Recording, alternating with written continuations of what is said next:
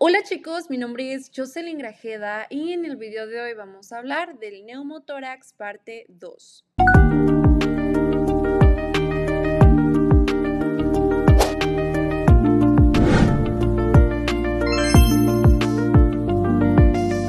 Entonces prosigamos, vamos a revisar la epidemiología del neumotórax espontáneo dividiéndolo en sus dos principales categorías, primario y secundario. El primario, este tipo de neumotórax ocurre en pacientes sin enfermedad pulmonar subyacente evidente, ya lo repetí muchísimas veces. Es más común en personas jóvenes, típicamente entre los 6 y los 25 años de edad.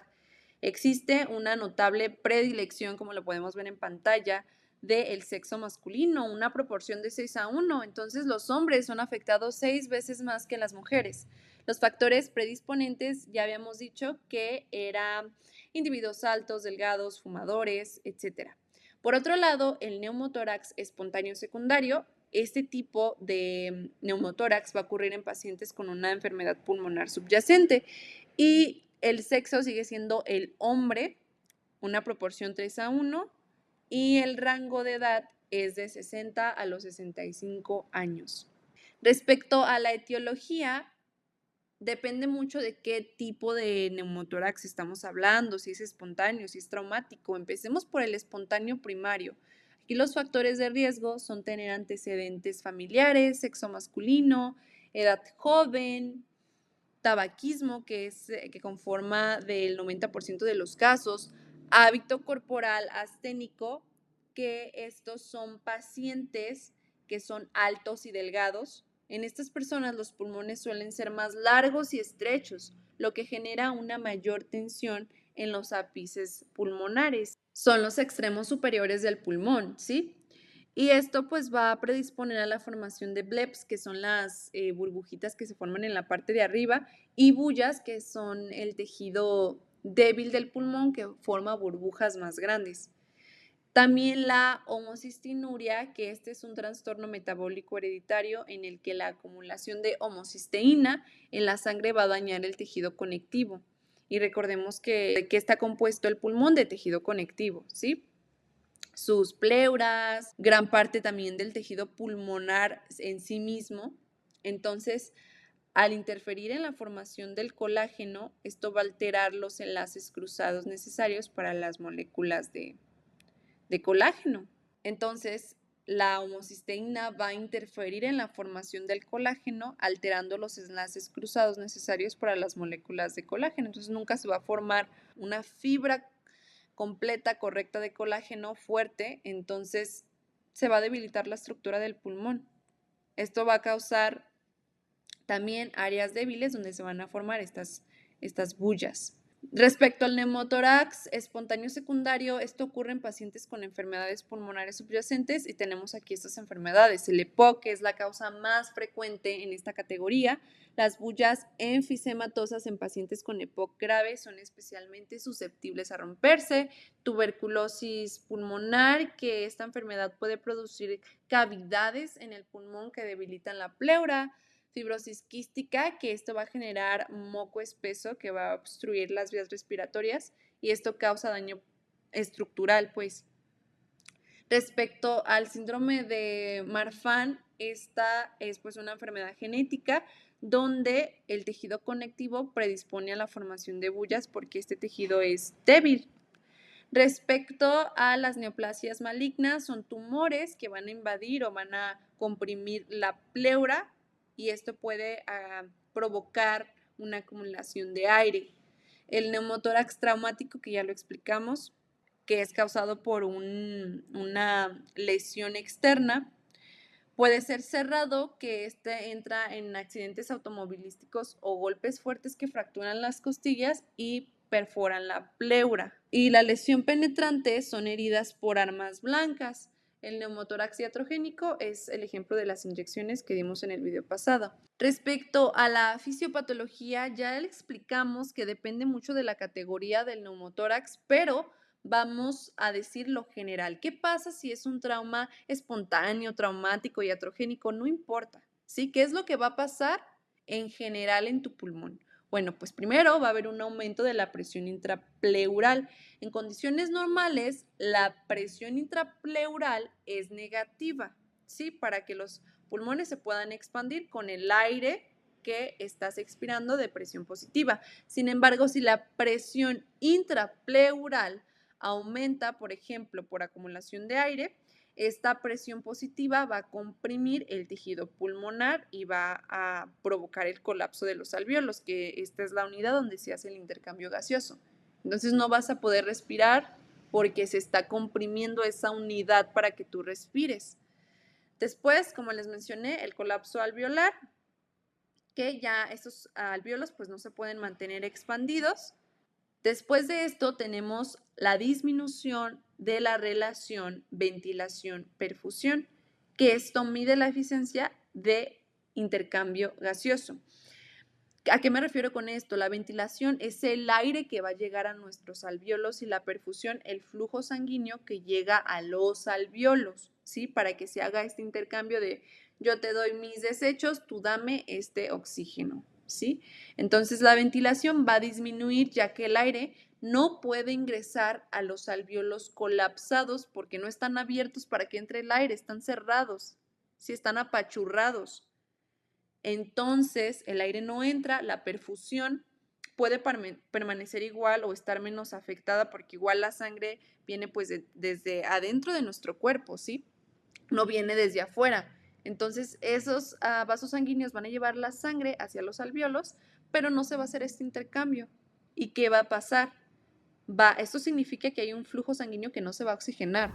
Y finalmente, el shunt de derecha a izquierda es un fenómeno en el cual la sangre va a pasar desde el lado derecho del corazón hacia el lado izquierdo sin pasar por los pulmones para oxigenarse. Esto es un fenómeno grave porque entonces nuestro oxígeno no va a llegar a los tejidos porque no hay oxígeno en el cuerpo y eso puede matar a las células, es decir, hacer necrosis y causar otros síntomas graves.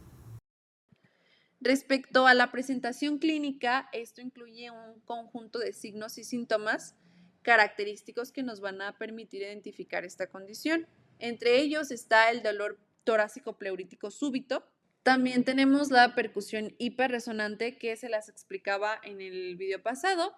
La disminución del frémito táctil, que recordemos que el frémito táctil se refiere a la vibración que se percibe en la pared torácica al hablar el paciente.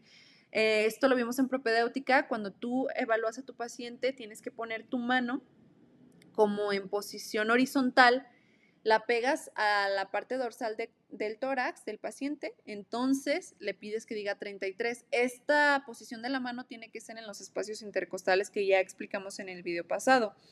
Y cuando diga 33, se siente la vibración en esos espacios intercostales. Entonces, cuando un pulmón está colapsado, se va a percibir una disminución de este frémito. También tenemos el enfisema subcutáneo, que en algunos casos, especialmente en el neumotórax, el aire puede escaparse hacia tejido subcutáneo, entonces esto va a provocar como una, ¿cómo decirlo? A la palpación se va a sentir como una crepitación característica, como cuando aprietas pequeñas burbujas de aire en una envoltura de plástico. Otro punto necesario es el diagnóstico. El gold estándar es la radiografía de tórax. Aquí tenemos una radiografía de tórax postero anterior en posición erguida durante la inspiración. Esto es muy importante porque es la misma radiografía, pero vamos a explicar la que está marcada, ¿sí? Para fines educativos. Pero así como la vemos en la posición izquierda, es como se ve una radiografía sin ser marcada. ¿Qué es lo que podemos ver aquí? El arco aórtico, el atrio derecho y también vemos aquí el pulmón colapsado. Este es el pulmón izquierdo, ¿sí? ¿Qué podemos observar? Que si comparamos en esta misma imagen, estamos hablando de la imagen derecha.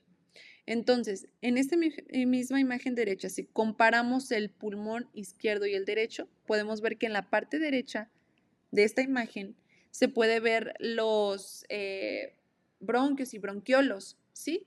Son esas como ramitas que estamos viendo ahí, que son como ramitas blancas. Eso forma parte del tejido pulmonar, pero en el lado izquierdo donde está colapsado el pulmón, ¿por qué no vemos esas ramitas? porque en estos bronquiolos están comprimidos, se rompió la estructura pulmonar, ¿sí? Hay ausencia de marcas pulmonares periféricas. Más allá de la línea pleural no se observan vasos pulmonares ni bronquios, lo cual indica que hay aire en el espacio pleural, por eso se ve tan oscuro. Sí lo podemos ver, esa parte que se ve oscuro que no se ve con estas ramitas que le digo. Esto indica el colapso y esa línea que vemos punteada, pues es la pleura visceral, ¿no? La que está recubriendo pulmón. Otro de los estudios que podemos realizar es una tomografía computarizada. Este es de un caso de neumotórax anterior derecho y igual, ¿qué es lo que vemos diferente? Es la misma radiografía, pero ¿qué estamos viendo diferente entre el lado derecho y entre el lado izquierdo? ¿Sí? Que en el lado derecho, esa parte verde que estamos viendo, comparémosla con el otro lado, es lo mismo, pero se ve negro, ¿verdad? No se ve con ninguna... A esto negro le llamamos hiperlucidez y no se ven marcas pulmonares, ¿sí?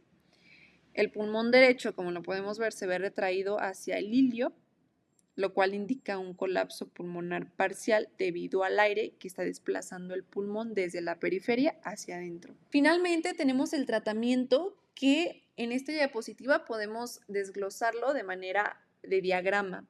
Entonces el algoritmo comienza con la identificación de un neumotórax espontáneo. Si el paciente presenta inestabilidad hemodinámica o bilateral del neumotórax, se debe proceder directamente al drenaje torácico para estabilizar al paciente. Por otro lado, también es importante evaluar la diferenciación entre un neumotórax primario y secundario. El neumotórax primario ya sabemos sus características y el secundario pues también, ¿no? De las edades, de las causas y posteriormente, ¿qué tenemos que hacer? Evaluación del tamaño y de los síntomas. Se va a medir la distancia interpleural a nivel del ilio en la radiografía de tórax para determinar el tamaño del neumotórax, el tamaño de ese aire acumulado. Si es mayor de 2 centímetros o tiene el paciente síntomas como disnea, va a indicar un neumotórax clínicamente significativo que requiere intervención. Si es entre 1 y 2 centímetros sin disnea, se puede observar o aspirar este aire según el caso. Pero si es menor de 1 centímetro, generalmente se maneja de forma conservadora. Por otro lado, el manejo del neumotórax primario, vamos a evaluar si el tamaño es de mayor a 2 centímetros o si hay disnea. Si sí, se realiza aspiración con una cánula de calibre 16 a 18 para extraer el aire de la cavidad pleural. El volumen máximo de aspiración es de 2.5 litros. Entonces, si la aspiración es exitosa, el tamaño va a disminuir menos 2 centímetros y los síntomas van a mejorar. Si esto sucede, el paciente puede ser dado de alta con seguimiento ambulatorio de 2 a 4 semanas. Si la aspiración falla, se coloca un drenaje torácico, un tubo de 8 a 14 French y se hospitaliza al paciente. Si el tamaño es de menos 2 centímetros y no hay disnea, se considera el manejo conservador como monitoreo y seguimiento radiológico, obviamente. Por otro lado, el manejo del neumotórax secundario, si el tamaño es mayor a 2 centímetros o hay disnea, igual que en el primario, se va a realizar aspiración inicial con la cánula que les mencionaba de 16 a 18 y su máximo es de 2.5 litros. Si falla la aspiración, colocamos un drenaje torácico. Y si se realiza la aspiración, pues va a ser si el tamaño es de 1 a 2 centímetros. Si esto tiene éxito, el paciente va a ser observado y de lo contrario, si no tiene éxito la aspiración, se va a hospitalizar con un drenaje torácico. Si el tamaño es menor a 1 centímetro, se admite al paciente para observación y oxígeno suplementario a alto flujo, ya que puede acelerar la absorción del aire en la cavidad pleural.